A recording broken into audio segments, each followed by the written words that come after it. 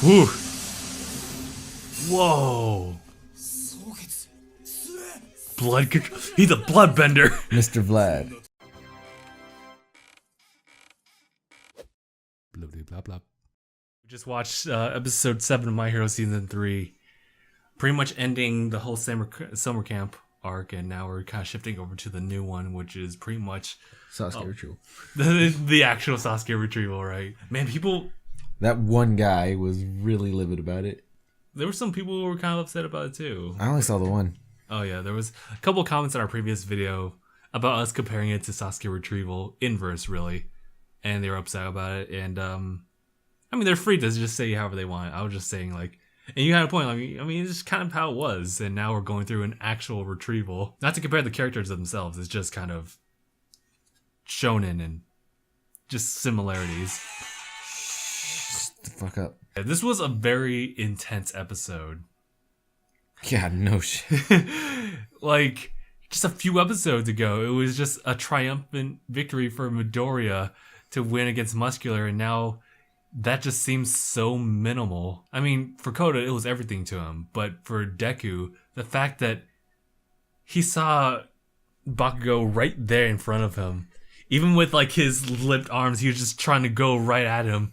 Say like he was trying to pull him out of that situation and he couldn't. And it was, oh, it's so tragic. It's the worst, dude. Because it wasn't one of those things where like someone tragically dies. It was someone who was kidnapped, which means you could save them. But in that moment, it was so real to Deku and for everyone. The way that they presented everything going on here, the atmosphere, everyone, how everyone's feeling. I mean, the professionals were very calm about it. They were still plotting out like the next thing to do. They were even talking about how people view the school now because of what was going on. And all of it, I feel that All Might was kind of the person who kind of spoke to us the most as the viewers, as someone who felt really bad, especially in a situation where he could do that. He could save Bakugo and everyone, damn, dude. But he wasn't there.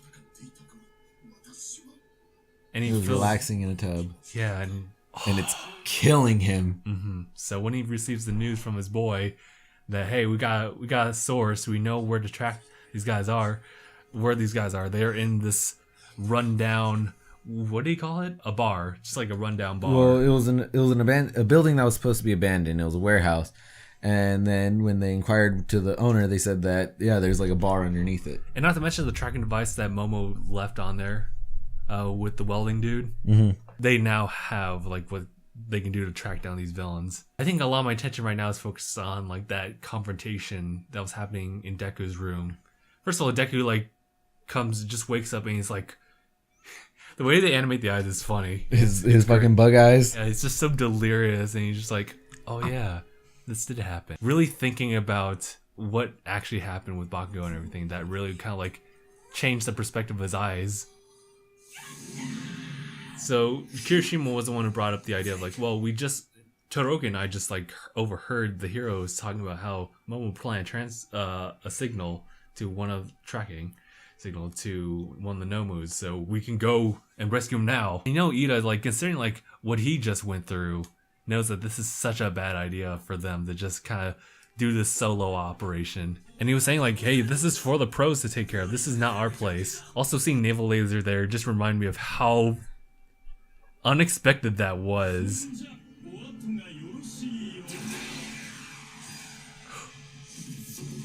Never. Yo! I was so happy about it though. Yeah, me too. Cause like his aim, his perfect fucking aim, just boom, headshot right in the chin with a belly button laser. Hey, I know I'm not really highlighting the whole confrontation that they all had against everyone there, but man, against the task force. The task force, yeah. But that was something else too, in the sense that Toga had Deku pinned down, and it's not really Deku's fault because he's already used up a lot of his strength and. He has no arms. He had no arms, so he couldn't defend himself. It took multi-arm. I'm trying to remember his name, but it took him to like. I give up trying to remember their names. I'll pull up the wiki. That way we have their names right there in front of us. Move thing. Shoji Shoji. Okay. Yeah, it took Shoji to like 3-hand like backslap her out of the way. Like, dude, this girl's nuts. Slap the shit out of her with all 3 of his arms on his left side. Dude, she went full on Yandere like face and everything towards Shoji. Like, you're not my type. But I'll cut you anyway. I know Twice had like quite a lot of, despite like his quirk, he's still able to hold himself up with Deadpool 2. Fucking, I got a big Deadpool vibe from fucking Twice, just because of his multi-personality. Yeah, I just kind of how he talks and everything like that in general, just how he behaves. But yeah, I'm not sure. His weapon's interesting. It's like he pulls it out from like little gauntlets bracelets. It's like a big ass razor. Like the if you worked in warehouses, like anybody watching the box cutters, there's slide ones where it has multiple snap off razors. That way you can always have a fresh blade. That's pretty much what his weapon looked like. Yeah, essentially. Otherwise, I would have looked at it as like the more metallic side of a ruler, except much sharper. Dabby actually, after he shot his first like blast at all 3 of them, which was crazy. Like Shoji and Deku got hit with that. Yeah. Like, Deku got a mean ass burn, and when you saw him in the ambulance, it was still all messed up.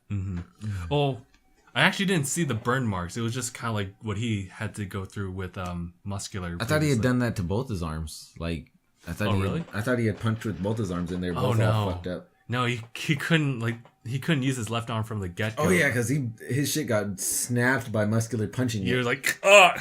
I'm still going back to that confrontation where Ida's like, no, this is such a bad idea, and now it's kind of, what I'm seeing is like a divide within Class A. Yeah.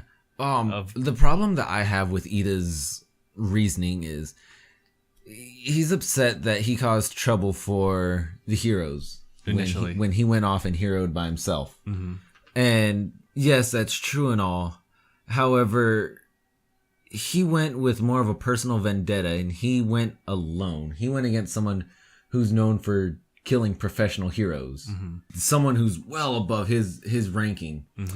And at the end of the day, if he'd gone with a team like he was already with a team, his pro heroes, things would have ended up better because he ended up being teamed with Todoroki and Midoriya. So it's a matter of knowing what your strengths and weaknesses are. It's going to be Kirishima, Midoriya, and who else? Kaminari?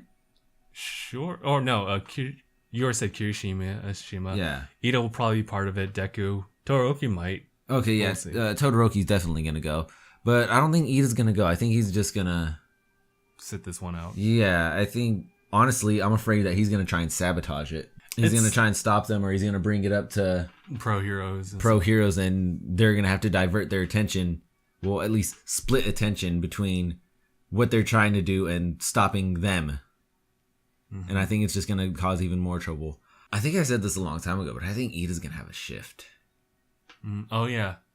I don't think he's going to be cut out for heroing. I think Kirishima's reasoning, or at least like where his heart is, just right. But like as a hero, he has to kind of put aside a bit of his personal feelings because like Bakugo's his boy. So to see him especially being taken away, of course he's going to like choose action. And even admitted like, I know you guys are right. This is not the right way to go about it, but I will still do it. And he tries to recruit Deku. It looks like in the preview, Deku will come to one. Yeah, he's going. Yeah. He don't give a fuck. He's going. Even if Kirishima didn't come to him with the option for it, he was going. Yeah. So I'm not sure like how they should go about it. Maybe they could persuade, if anyone, All Might maybe, to somehow create like a little small task force that would be advised under him in doing this rescue operation. But I feel that we're seeing like two divides now, with the pro heroes actually going to save Bakugo and the other team who will try their best, but because of their presence will cause more villains to be centered around them and cause diversions and everything like that. So it'll be a lot of chaos. I definitely feel Ida's interference is going to cause something. There wouldn't be such emphasis on it if it didn't lead to something. But we'll definitely have like a neutral side of everyone where it's people who won't even try to do anything because like I'll just leave it to pro heroes for this one. Sato, Koda, Aoyami, Ashido. I would say Iraka would actually stay out of this one. Yeah, Iraka's gonna stay out of it. I think Sue's gonna be more on the action side. Shoji's definitely gonna be more on the action side. Sero's probably gonna side with Ida. So would Mineta. Maybe Kaminari. Yeah. I think Tokiyami might actually join in too. Because he blames himself for a lot of things, and he would, as like his character, he would like to redeem himself. I think he would like to redeem himself, but I think he's gonna feel himself more as a hindrance. Okay, so he'll because he's already messed up, and he knows that he can't fully control his power. Mm-hmm. So I think he's gonna side more with Ida. What do you think about Bakugo's situation? Like he's right there. He's fully conscious. He sees all these villains, and we know like Bakugo as far as his popularity just because of the festival, and these villains see that too. Mm-hmm. So they pretty much have captured him, and will probably try to recruit him just due to his like destructive nature. Yeah, that's where I guess there is a similarity between him and Sasuke in that sense because they have the potential for darkness. But there are, of course, definitely differences between them. I mean, Bakugo still looks up to All Might, despite him trying to overthrow him as number one. The problem with Sasuke as opposed to Bakugo is Sasuke just wanted power. Mm-hmm. He just wanted to be strong, and he didn't care how he got it. Bakugo, he wants to be the best hero. That is his drive. So I think they're gonna have a hard time persuading him. That's why I think Ida's a very good prime target for Shift, because his isn't so much I want to be a hero because I want to be a hero. It's more I want to be a hero because that's just what my family does. However, I think he's being dissuaded by the whole hero mentality. Right.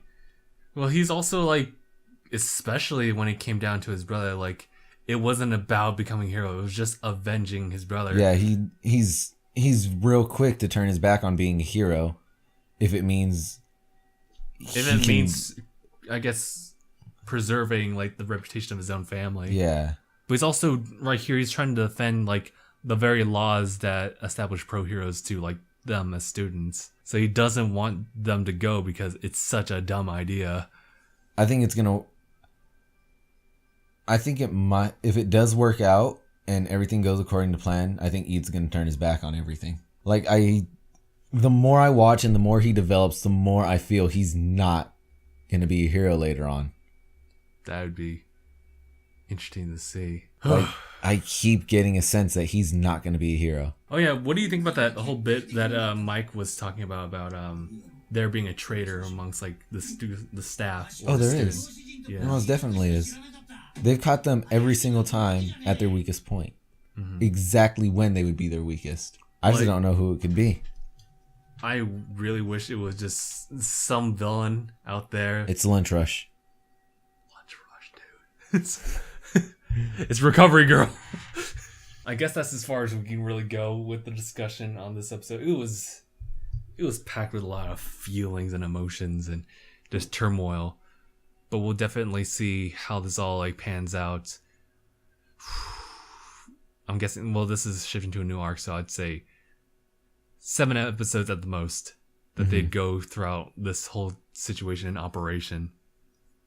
But because if I looked at it, it looks like the pro hero operation is going to go like as soon as possible, or if anything, at the latest, it's already happening. At the latest, just they'll actually go into action with results the very next episode after next week. Because I think this one might focus more on like Class A and them trying to do their thing. That's pretty much it. That's all I really want to say. Mm-hmm. Is there anything else you want to add, Gabe, about this episode? It sucks that he's right there. Mm-hmm. He couldn't get to him, and that sucks. But at the same time, like, what would Deku do once he's there? Would he grab him? Can't do it. Maybe grab by his leg? Maybe, but it was already closing. And if he was taken with Bakugo, with the heroes, would have been killed. I think things happened for a reason, and this was probably the best outcome for Deku's safety in any sense. Yeah. Okay. Yeah. All right. I think we're good then. All right. So thank you guys so much for watching. If you guys want to know more about discussions on My Hero, please be sure to subscribe and also like the video. And also there's a subscribe bell button. If you click that, it lets you know when we upload these videos by the minute, and also support our Patreon. So thank you guys so much for watching, and we'll see you guys in the next one. #bye everyone.